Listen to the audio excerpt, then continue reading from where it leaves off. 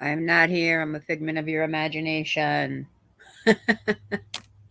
I'm Mirandy Wandering, Angie, Yasmina. Is Luna still here? Hey, just keep it real. How are you, darling? I saw you. I felt so bad. I'm like, I hear you talking to me, but I'm like on a 15-minute lag. But I did a whole thing on the hair crack. It is the best, especially if you have thick, curly, wavy, dry, frizzy, all of those kind of hairs. It is so great. Hey, Belle, Samantha. And it comes, I used to get it in a cream, and then I found out that it also comes in a mist. I had the mist where I got my hair done. So you just ordered it. Did you get the mist or the balm cream? And I think it smells great. I love the way it smells. And then I always use a wet brush when my hair is wet. In fact, I also just got I got it at CVS, I think. The wet brush brand has a round brush now. You got yeah, I just did the mist the first time. This is the first time I bought the mist, and I haven't used it in a while. So I bought the mist, and I love it. And I put it on my hair after, when it's dry too, to keep the frizz away. So it's very light. So I like it a lot. I was using that one hit wonder that came out on Facebook for a little bit, and it really worked well. The first bottle, second bottle, I didn't like. Hey, sweet Harmony, Mama's the boss. I was just trying to find out. See, my Rumble is not working, and I don't know what is going on. It's telling me to edit it now, and I don't know why. And I'm just going to save changes, but it's still telling me it won't do it. Nope. Hey, Jody. Let me just get rid of this. So that was the reason why I was coming live, was I really kind of wanted to mess around and see if I could do the Rumble and the YouTube at the same time. But I am streaming to both my channels now. How long? I've only been live a couple, a minute, 2 minutes, something like that. Oh yeah, no, I was, I was wrapping up work, and I'm like, oh, she's going live, and Angie was like, oh, she's going live, and then, I was like, dang, I know I'm gonna lose her in the middle, because as soon as I was leaving the office, and I was like, dang, I know I'm gonna lose her, so it's hard for me to chat. Hey, Tragic. Well, I was trying to do YouTube and Rumble at the same time, scheduled, but it's telling me that Rumble's not working.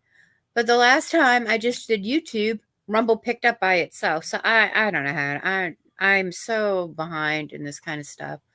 But I am streaming to both of my channels, my backup channel and this one. So it is letting me stream to both YouTube channels, I believe. I should go check that, huh? But I guess I can get rid of my Rumble one now. All right, I don't need that tab up. I don't know. It's so weird. I can't. I just can't. I'm like, I can never get anything right with this stuff. So how is everybody? Did everybody have a good Wednesday? I can't believe it feels like this week is dragging. Is it just me? And the weather's been pretty nice, like sunny but cool and nice and pleasant. And I'm sitting in my office, and all of a sudden the sky's getting darker and darker and darker. And now it's just cold, and not even like really rain, just cold and nasty. Hey, Jen's mom.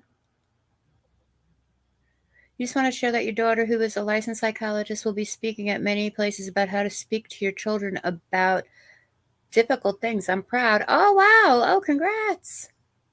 My son is a psychologist as well, Samantha.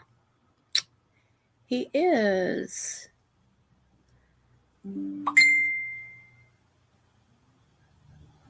Facebook just invited me to their broadcast channel. Netflix is watching. I don't know what that is. Hey, Bella and Buddy's mom. Oh, so now my feet are ice cold. I'm sitting here with my robe on. Mostly Jewish. Is she gonna be speaking about like how to talk to your kids about the war going on and stuff like that?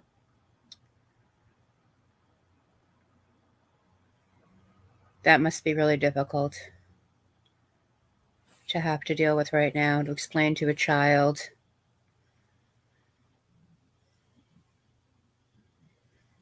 Oh, really, sweet Harmony? It's just you put in tragic wise, just no two at the end, and she should come right up. Yeah, I'm really proud of him. He's right now. He's just doing social work in I think it's an assisted living place, but I don't know. I don't know what he's. I don't know. I haven't spoke actually. His birthday. I sent him on PayPal, and I got a Facebook Messenger. Thanks, Mom. I got to go see him, I guess, or something. I should make an effort to go there. It's just traveling is horrible. Okay, so there was a press conference today that I didn't look at for Rex Heuermann, the Lisk suspect. They are now saying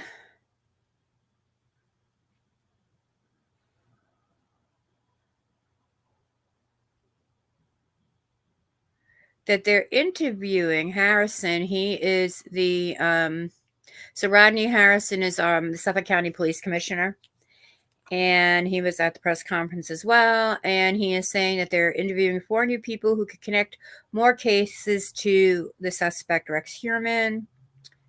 Heuermann has been charged with murder with the 3 Gilgo Beach, and then he's the prime suspect in the 4th. We knew that.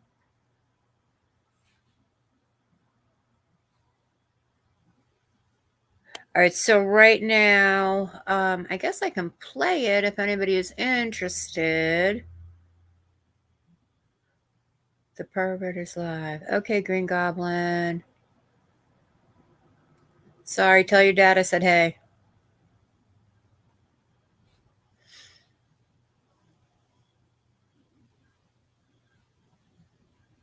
Really? Huh. Tragic. Are you here?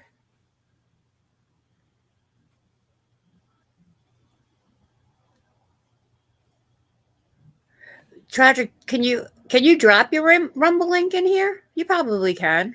Yeah. If you're here. Was that rap? Nah. Here we go.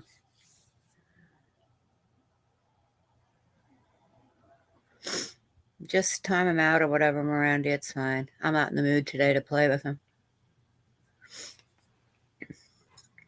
I'm not in the mood today. Not in a trolly kind of mood today.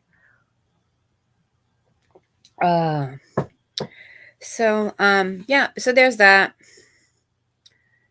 They're trying, I guess they're trying to still get him on Shannon Gilbert and Miss Vergata, but I don't know.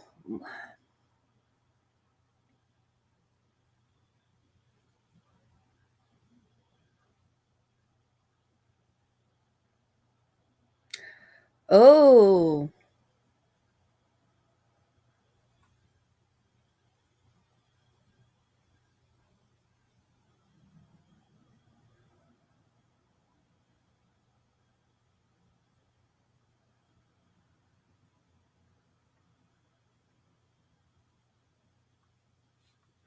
Okay, there's a lot of stuff that's going on. Hey, Queen. Queen, you need to stop working. Okay.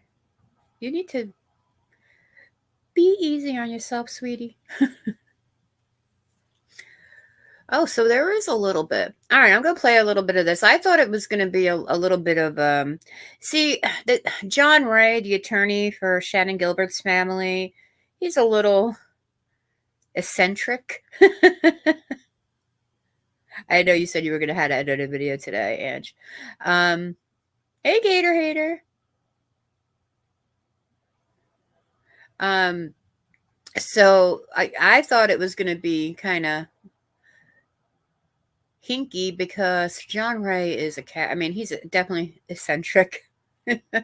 I'll play a little bit of it. Let me see if I can get it up. Where are we? All right, here we go.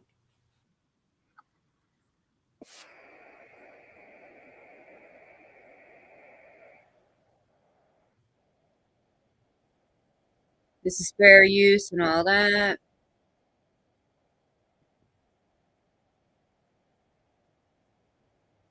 There will be a lot of bloodshed. It doesn't let me skip this. I'm bloodshed. sorry. We have a war to win. Ooh, that looks good, actually. This is breaking news. Happening now, a potential update in the Gilgo Marie Beach Calvi. murders. The attorney for victims in the case is expected to announce new. Fun fact about this newscaster, Marie Calvi, she wrote a book, and it was the love letters between Theodore Roosevelt and his wife. Fun fact. I had to hear about it like every single day on the news. Evidence. Let's listen in.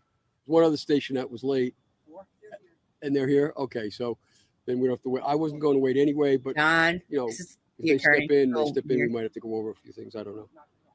All right, when you're ready, you tell me, and I'll tell you I'm ready. Good afternoon, everybody.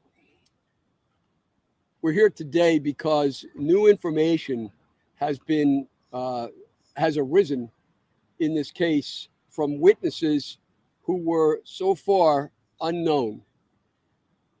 Those witnesses, of which there are 4, have given us statements, 2 of whom have given us affidavits regarding this case, regarding Rex Uerman and Shannon Gilbert and Hey, Karen Tori. Vergata.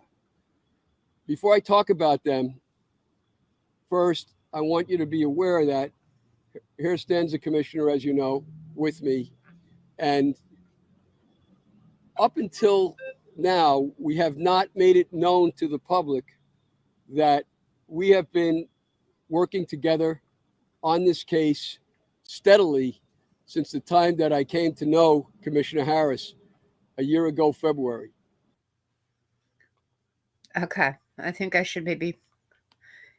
I hope he's not going to talk about a whole bunch of stuff. Do I have to keep stopping it and talking through the whole thing? Up until that point, the police department was very resistant to receiving any kind of evidence or information from my office from what I was doing. That all changed significantly when Commissioner Harris stepped in and we began to collaborate. And we've collaborated ever since. That collaboration. Watch, Amber or Flava will strike me for this. And this man certainly loves pattern mixing. Has had fruit. And that fruit, at least, are the witnesses I'm going to be talking about today, as well as other evidence and information which we have shared together and with the police department, and therefore with the task force. So it is true to say that our cooperation has given rise to more substantial, valuable evidence in the entire case of the Long Island serial killer. So with that in mind, I'm very pleased that Commissioner Harrison has seen fit to open his mind and to do what I'm suggesting has been done, contrary to all those who have come before him. And he's approaching this case in the right way. He's the right man for the job, and he's a bit of a blowhard as well. Unfortunately. He's done his job well. As to the witnesses, as to the evidence, in no particular order of importance, because so much of it is important. I have stood as a beacon as a civilian beacon to the people who are involved in this case to come and talk where they didn't want to approach the police out of fear, out of apprehension, out of in some cases, a natural distaste for the police department because of the work these people were in. So they would then come to me and speak to me, and I would interview them, and we would then cooperate, them and the police department. And so with that in mind, the first two witnesses I'm going to talk about are both of them are not Suffolk County residents. I should point out that we obtained from these two affidavits, their names will go unmentioned. Their names are blotted out of the affidavits, but the affidavits will be available to you right after the press conference. As to the first one I'll talk about, this is a witness who has every reason to have no bias, no interest in the case whatsoever. She was not a sex worker, is not a sex worker. Okay, so I'm wondering, I just forgot what I was going to say about this. Look, I lost all my viewers because everybody thought I was going to talk about people today. That's great. That's after this, but this guy goes on in a long time. I mean, I could stop it if nobody wants to hear it. I can watch it later.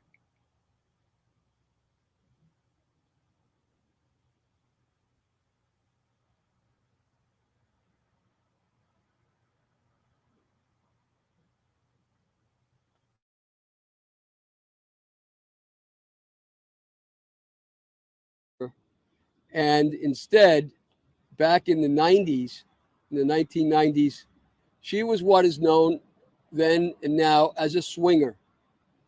She would have a sex partner, and they would go to certain sex clubs in New York City where they would switch partners with other people of like kind. One of the most important places that they would go was called La Trapeze on West 27th Street in New York, right near Oh, okay. Well, Mom just went live, Miranda.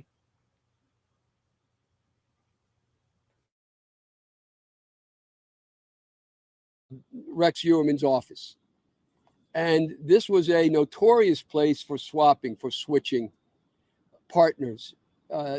Sometimes several hundred people at a time would be involved in this place in its heyday. Its heyday was in the late 90s, right at the time that Karen Vergata is involved in this case.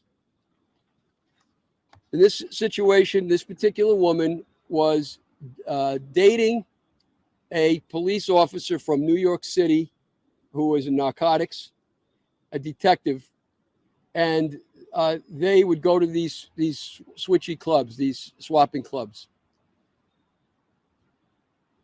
At a certain time, at or about Valentine's Day of 1996, I believe, the couple went to La Trapeze, and I think it was on the wall at La Trapeze where an advertisement was placed to go to a house in Massapequa Park for partying, for switching, for swapping.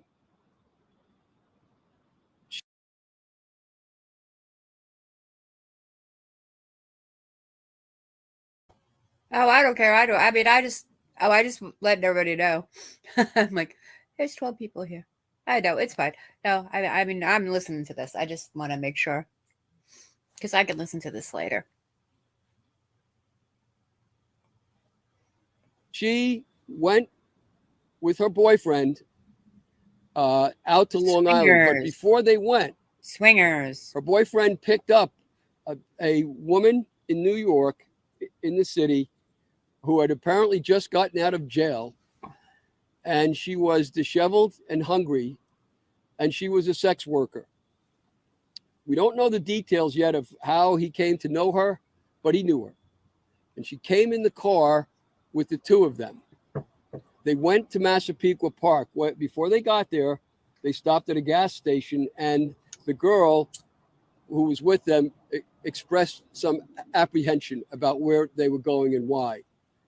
That was all wiped out when it was pointed out that he's a police detective, so don't worry, no problem. They ended up going to Rex Heuermann's house.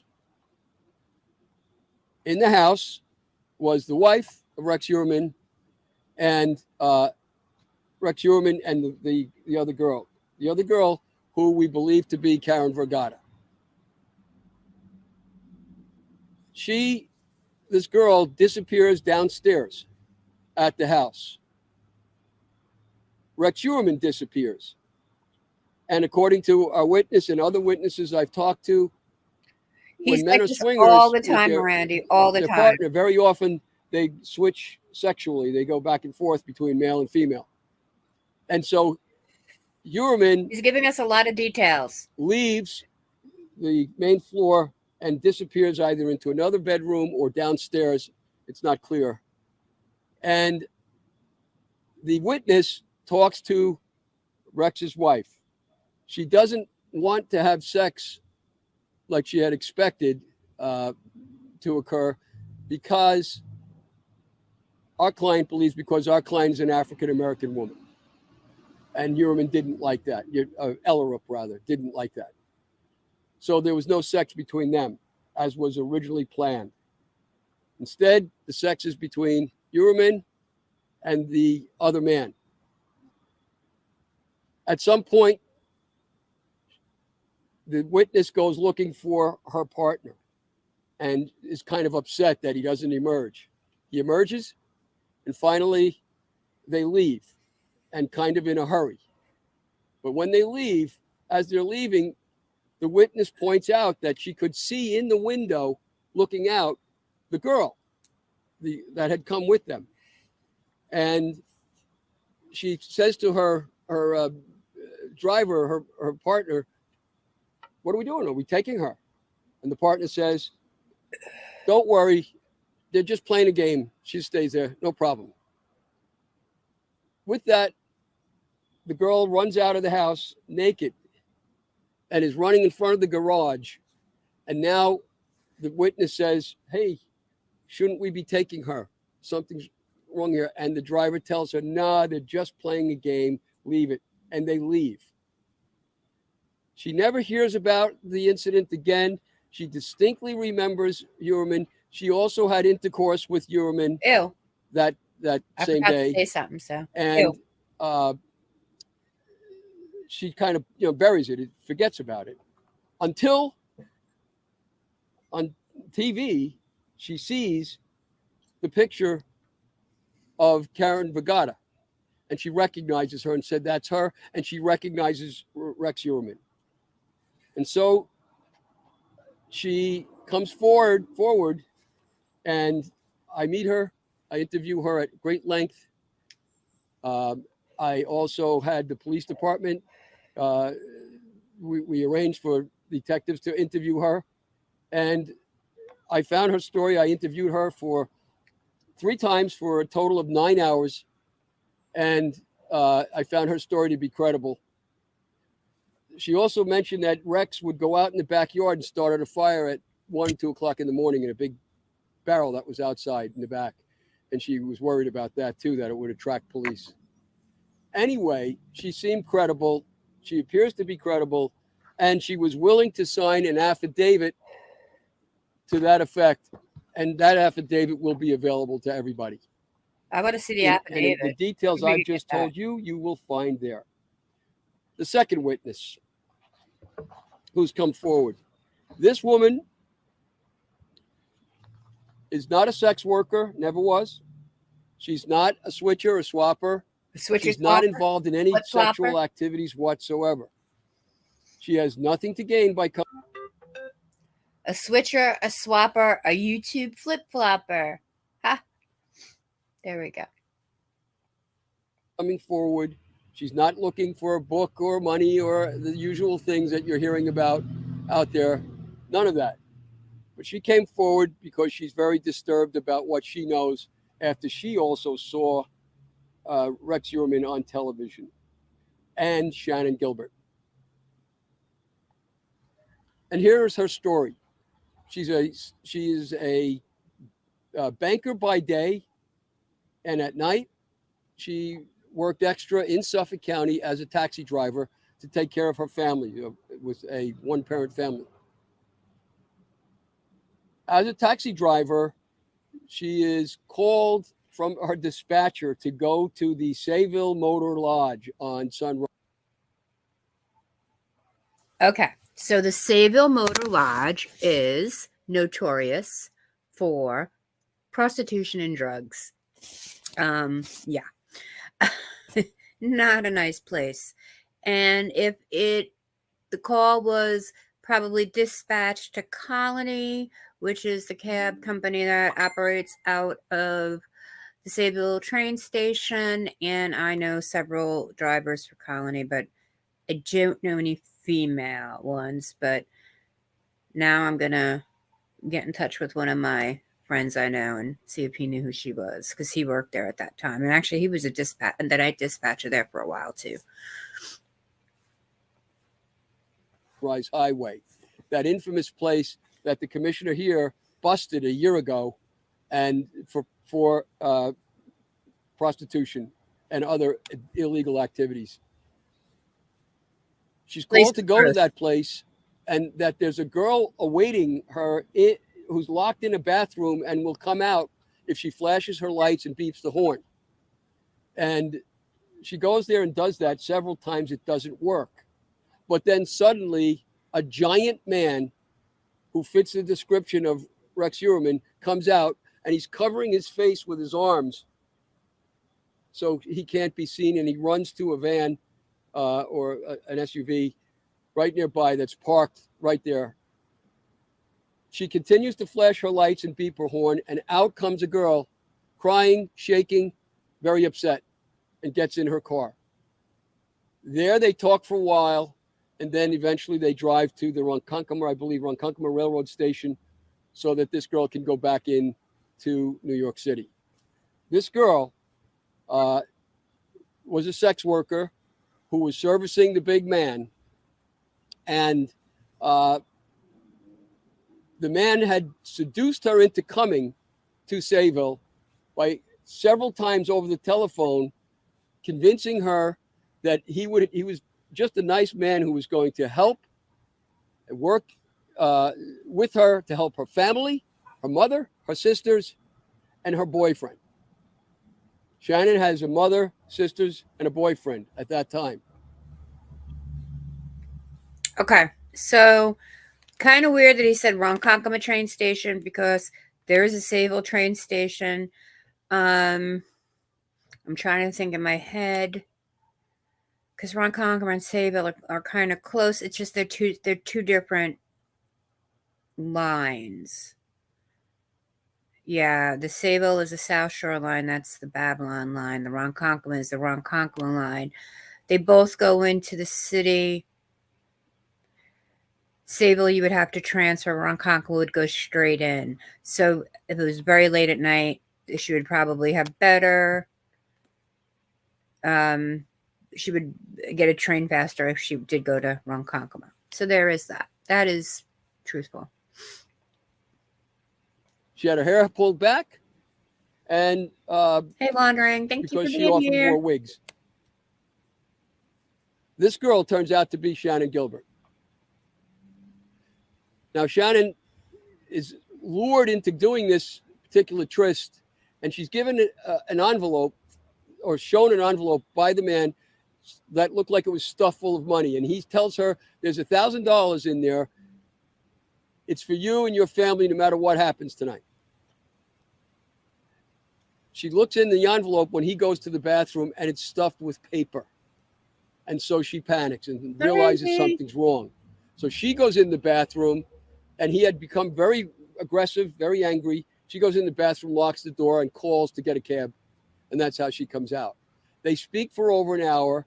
So the driver knows her well and notices that she has a drooping eye, which is characteristic of Shannon, and also a characteristic of her family, by the way, going back for a generation or two. And so she notices that, and it helps her to remember Shannon when she sees her later on. That's the first part of the story. It doesn't end there. This is part two. Several days or weeks later, it's not clear, and this is all occurring in the fall of 2009. This is all occurring. The driver gets another call from the same dispatcher and says that there's a man named Matt who she's to pick up right off of exit 59 in the expressway, and he would be at a bar that was there. Okay, exit 59 the expressway. There is a Smoky Bones restaurant, a Red Lobster, and I believe a hotel. Yeah, that's exit 59. That's Ronkonkoma. By, I guess, Ocean Avenue, somewhere over there. She goes there, pulls up on a side street between the bar and a house right next to it, and she sees a girl in a window, and then she sees to the right of her. Oh, I think that's a bar. Okay, I think I know where this is. I think I know where that might be now. There's a bar that's in a house, and it has a porch and everything, and then there's a house right next door. I wonder if that's a place, because that place is kind of seedy. A huge man, rising up, coming to the car. He's dressed in camouflage, and he leans in and then jumps in the back seat, sits on the edge, and leans over and starts talking to her. And she's watching him very carefully in the mirror. And she recognizes him as the same guy that was at the motel a little while before. And she now knows him to be, she recognizes him from the media as Rex Heuermann. He says to her that he wants her to take him on a long trip into the woods. In other words, he changed the destination she had been told, which caused her immediately to become suspicious. And he was very upset, very angry. And he began to dispute with her when she said, "I'm not going on a long trip anywhere." And with that, he gets extremely angry and threatens to kill her and tells her, "I already want to kill you. Just give me a reason." And he had a gun, a handgun. She said, I don't know. These things are sounding funnier and funnier. But I don't know. They're sounding kind of a lot of, I don't know, stories. What's a bar? It's a bar. It's a bar. No, it's Babar. I'm like, isn't that a elephant prince? That's Babar. Oh, okay. I don't know. This is sounding like a Michelle story. says, "I'm not going anywhere at this point." And she turns off the car and she says, "You can have the keys. You can have my money, whatever you want. Just let me go. I'll let you have whatever you want." With that, her dispatcher is on the radio, and he says out loud, "We know, we see you, we hear you, we can tell who you are." And the man panics, gets out of the car. She's then able to drive away. She encounters a police car coming the other way. She believes that the police officer was called by a 911 caller on that issue. Could have been the girl who was in the house right next door from where she was. But comes the police, driving slowly with his lights off. She tells him the story, and the man had on a lanyard with a placard of some kind, as if he were a police officer.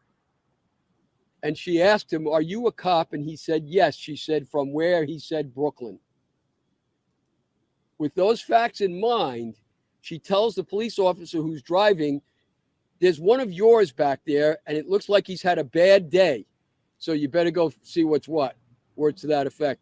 She later on hears from her dispatcher that this man, went into the woods and fired off his pistol twice. And she recognizes him very clearly to be Rex Heuermann when she sees him. So she's given us this affidavit as well. There's a pattern that's developing here of Rex Heuermann being somebody who tracks down people and haunts them. And Shannon Gilbert would therefore be no exception.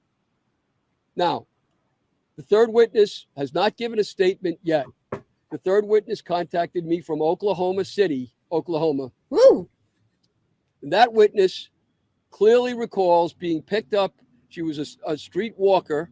She gets picked up by Rex Heuermann. I was going to say maybe it's ski mask trying to get some reward money. In Queens, and he drives, I think, near the big center there in Queens, and he drives her into a park in Flushing, where he makes her keep her head down at all times, commit oral sex, and then he has a pistol in his hand and tells her, "Get out of the car or I'm going to kill you. And don't do anything except what I tell you to do or I'm going to kill you." So she gets out of the car and he tells her, before she does, he tells her, "I want you to pick up another person, another customer." She gets out of the car and immediately pulls up another SUV and a man driving it, an African-American man. And the guy that picks her up is white. And she gets in the other guy's car. And the driver, Rex Heuermann, follows the car. They go. Finally get out of the car because she panics and pulls the wheel because she sees a cop car coming. So the cop sees them go jaggedy off the road and the cop stops.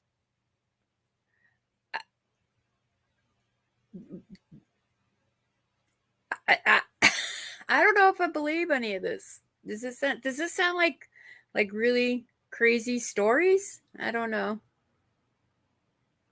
So the cop then goes back, talks to Rex and the other driver who gets out and walks back. Cop comes back and tells her, "Lady, if you want to make a complaint, you have to go to the precinct," and drives away. That's her story. I kind of feel bad for Commissioner Harrelson. The poor commish wants to crack up. I feel like the poor man wants to crack up, but he can't. It's so crazy, right? She also has no reason. She refuses to come forward. She refuses to have herself identified. I know her name. I know her address. I've given it to the police. They're aware of it, and presumably they're investigating it. You see the pattern. There's a pattern of a guy who likes to play kind of sporting games with. John won't dox you. He will not dox you. Right? Did Kimmy Love write this script? With the sex workers, chases them, haunts them, hunts them. That's what we're looking at here, we believe, anyway. The fourth witness, and I'll finish on that. Fourth one. She comes from another state, and she's contacted me as well. I have very lengthy notes and recordings of what we discussed. She was a sex worker for many years, back in the time when all of these killings were occurring, and she serviced Rex Heuermann. She said that she would service Rex Heuermann over 20 times, and that he was a serial user of sex workers. Well, he would sometimes have them come two at a time to his house, and his wife was home upstairs, and in one instance got very angry at one of the sex workers because the wife believed that the worker had stolen an iron from, for ironing clothes, and had it in the car with the driver. So the driver had to get out. Everybody had to search the car. There was no iron. Oh no. A sex worker that likes neatly pressed clothes? My goodness. But the wife knew about it and knew about, obviously, what was going on in order for that to happen. So she says that in her experience with Heuermann, he was never impolite. He was always nice. He was always funny. He treated her well, and there was no violence. But he certainly had contact with Rex constantly for a period of several years. That's as much as I'm able to tell you. There's plenty of other new evidence, which I think it will take too long at this press conference to discuss. There's plenty of new other evidence that's similar in kind and consistent with the kinds of things that I've just described to you. So with that thought, I'm hoping that the police department will continue. Oh my gosh, Angie. Where you guys would just where your father-in-law is and everybody? Oh my goodness. They climbed out the day room window. Holy moly.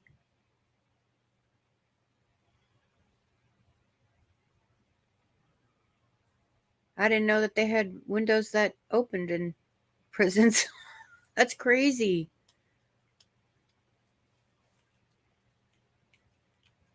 Four of them at once. I wonder if they're gonna, if they split up, make it harder for them to. I hope they find them. Is your mom near them? Near where it is?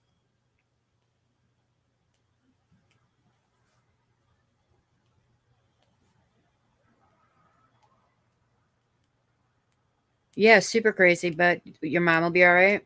Okay.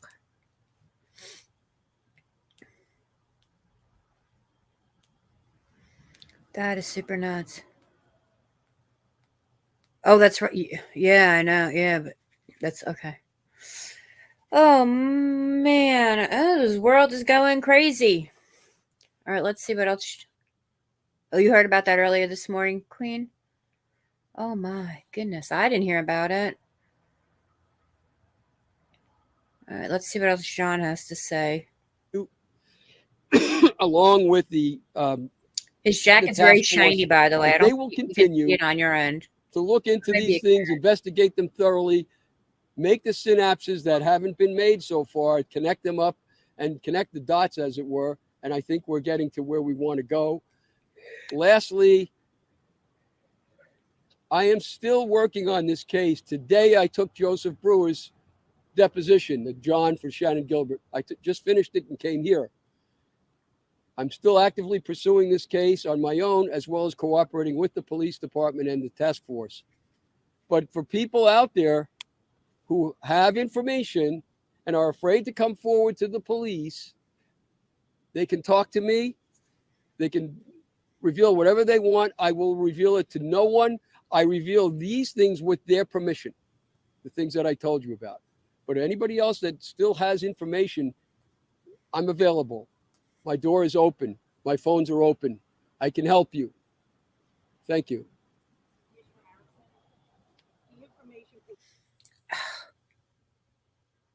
You don't need no more.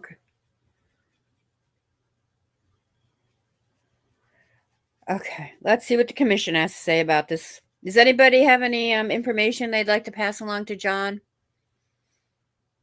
I'm gonna go to now tonight. I'm gonna have a crazy Shantex stream that I met the list guy, and then I'm gonna wake up and be like, I met him. I'm gonna have to call John. She's the first known victim of the serial killer. Does this lead you to make Rex Heuermann the prime suspect in her murder in 1996? You know, I don't want to make Rex Heuermann the prime suspect. I will say this, and I'll share this over and over again. The creation of the task force got us into a good place of being able to identify Rex for 3 of the sex workers that were discovered, and we're looking very good for the 4th one.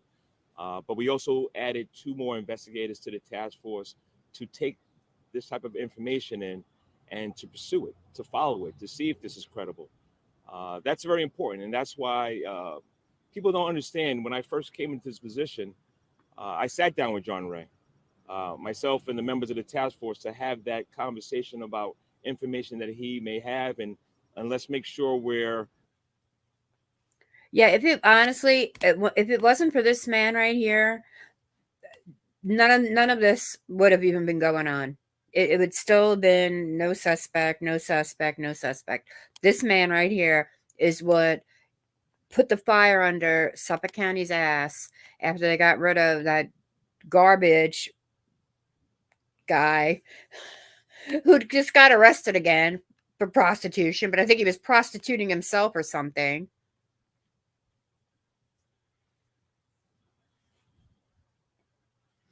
But this man, this is why they actually have a suspect. He's the reason why they have a suspect in custody. I fully believe that. Putting a dragnet out there regarding any information that's coming to us. That's why I'm going to continue my partnership with John. And if people have a reluctancy to come forward to law enforcement and they want to go to John Ray, then it's important that we take this information and then we follow forward with furthering the investigation. So, Do you believe this is It's still an ongoing investigation, so I'll leave it at that. But once again, it's this: we have the information, we're working it, and we'll see where it leads us down the road.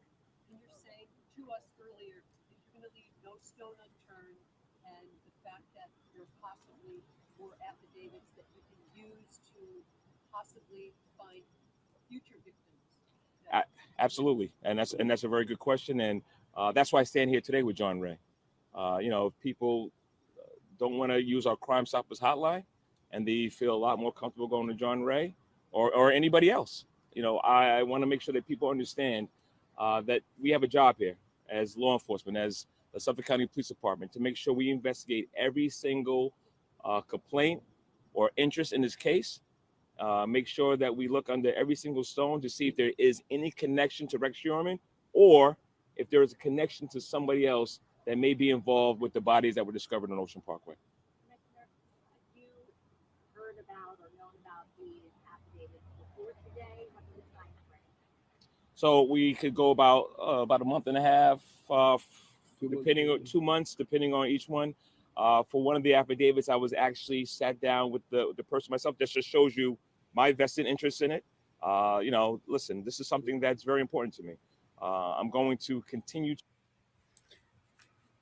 You see, he said this is something that was very important to him. This is what I like about him. Everybody else before him did not make this a priority because they were just sex workers. To grind to make sure anybody that had an interaction with our defendant, Rex Sherman, is held accountable in this case. Which witness did you sit down with? Number one or number two? The delivery cab driver, the taxi cab driver, yeah. That's the one with Shannon Gilbert. That's the one with Shannon Gilbert. Yes, ma'am. Thank Yeah. Anybody else? What year was that? 2007 or 9? 2009. The taxi driver is 2009, the fall of 2009, and she is not absolutely certain of the time frame, but that's where it approximates. And that's where, Mary, that's where we're going to make sure we're doing our job and trying to nail down time frames, look at radio runs and other things that could help us kind of pinpoint if there is any credibility to these complaints that came forward. And the commissioner did send 2 detectives to interview the other witness with me, which we did already and at length. John, or did any of these witnesses explain why they didn't come forward for now? Yes. Was it immediately when they saw Rex Sherman's picture? Yeah, it was certainly a question we had to ask. We have to ask many questions to test credibility. And I'm not saying that people would necessarily lie, although they might, but that they don't remember or they mix up facts with other situations. We had to test all of those things. And so we had to test that too. And in the one case with the witness with the swapping. Okay, so here's the thing. Okay. Rex Sherman is an architect, and his office was in Manhattan. Okay. So that means he lived in Massapequa Park, which is here on Long Island, which means he would have to, going to work and coming home, he would have to take the Long Island Railroad. He was a commuter. The lanyard around the neck, a lot of commuters on the Long Island Railroad. There's different ways you can buy your tickets. The people who go into the city every single day to work, they will buy a monthly. You save money, of course, on a monthly, right? And a lot of them will wear it around their neck on a lanyard because you get going in, some people leave super early in the morning and they'll sleep on the train on the way in, and the conductor will just go and look at it and do the doop and then leave. Same thing on the way home. They're tired, they'll fall asleep, and same thing, so that could be it. He might have worn a lanyard with his monthly on it, but he lived in Massapequa Park, and so his train line would be the Babylon line, the South Shore line, the South Shore of Long Island, and it wouldn't go anywhere near Ronkonkoma. He would have to transfer in Babylon to get to Sayville, to the Sayville Motor Inn, and it's a whole way out of his way. Would he do that? And it is closer to Gilgo. Sayville is closer to Gilgo. But Massapequa, where he lives, is also a straight shot to Gilgo, too. It's just a little farther off. So it's kind of super I just, that Sayville thing. I mean, yeah, it is closer to Gilgo. But he would have had to have gone from Manhattan to Babylon, Babylon to Sayville, and it's only a couple more stops on the train to go into Sayville. Then he would have had to have taken a cab from Sayville to the Motor Inn, from the train to the Motor Inn, because the Motor Inn's on Sunrise Highway, and the Sayville Motor Inn is on Sunrise Highway, and the train station is south of Sunrise Highway. So I wish I could give everybody a geography of Long Island. It is just so weird. We don't say sir or ma'am up here either. I say it because I think I just got ingrained in my head and living in down in Georgia, but we don't say sir or ma'am.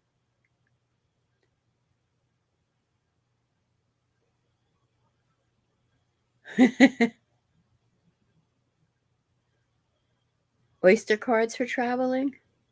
It's just what it is once a month you buy your monthly train ticket, and because normally I don't even know how much it is now to ride. I haven't been into Manhattan and such. It's really, I haven't been there since I've been back. No, I didn't even drive through it when I came home. I flew over it when I came home. Yeah, I know y'all say it down there. I say it because I got used to saying it, being down there. Like if I don't understand something, like instead of saying excuse me or what, when I don't understand what somebody says, I picked this up from Greg. I'll say sir or ma'am so they can repeat it for me.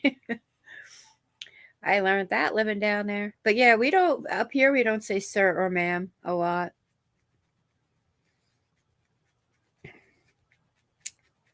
Yeah, that's odd to me. That's a whole nother getting off a train, waiting for a transfer if there's not one there already waiting to get to board. And then once you transfer onto it, that's another Babylon, Bayshore, Islip, Oakdale, Sayville. That's how it goes. That's how the stops go. Yeah, Bayshore. It's Babylon. So he would go from Manhattan. He would get off in Babylon because that's where he would have to transfer.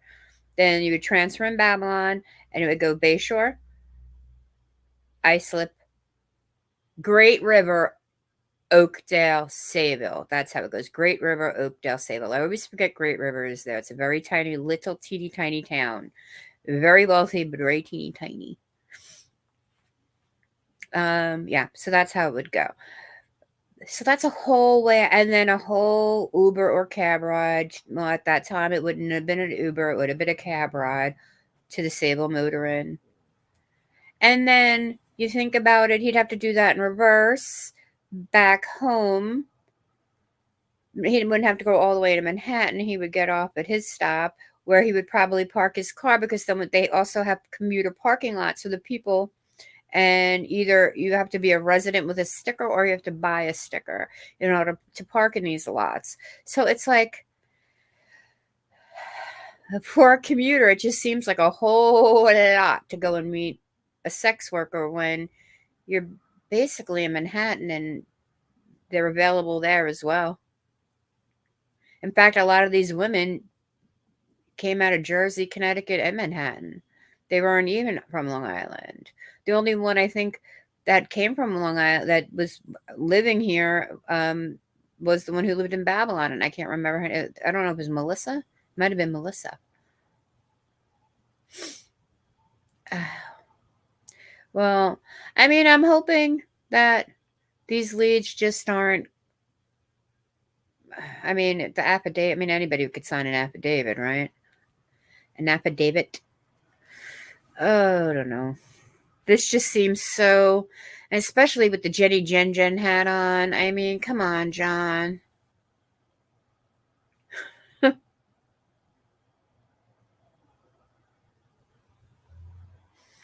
I don't know. It just seems It's really crazy to me. It bothered her that they left behind this girl, but she had no other reason to think anything of it until she saw this. She actually broke down. She couldn't believe it when she saw the picture and knew that girl. And that happened there with the taxi driver. The taxi driver did report it. The taxi driver, back in when this originally happened, she talked to her. Her cousin was a cop. She spoke to her family. She spoke to other taxi drivers. She told a lot of people about it. And then she did contact Crime Stoppers and report it and actually talked to them twice, but nobody called her back. So that's long before the commissioner was involved.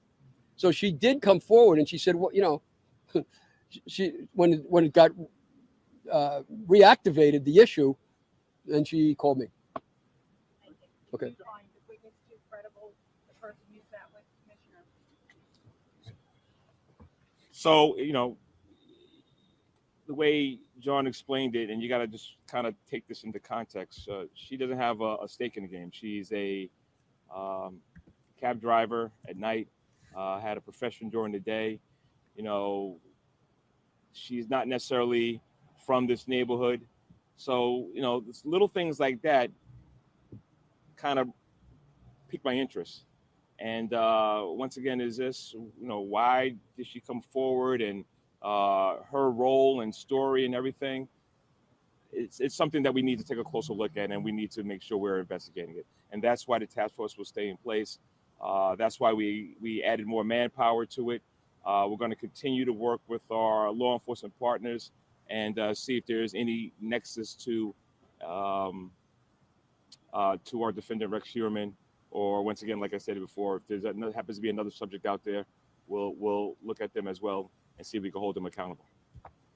And it was reported that you guys were honing in on Valerie Mack and Karen Vergata. What'd I do? Sorry, I've been reading this. Sorry. I forgot. You can't see. Well, it's all the bodies that were discovered. Let's not rule out Peaches, the Tyler, the Asian male. Those were the names that I shared with Tony, but it doesn't mean that we're not continuing to look at all the bodies that were discovered. I don't know why it froze. The ones right now that John has.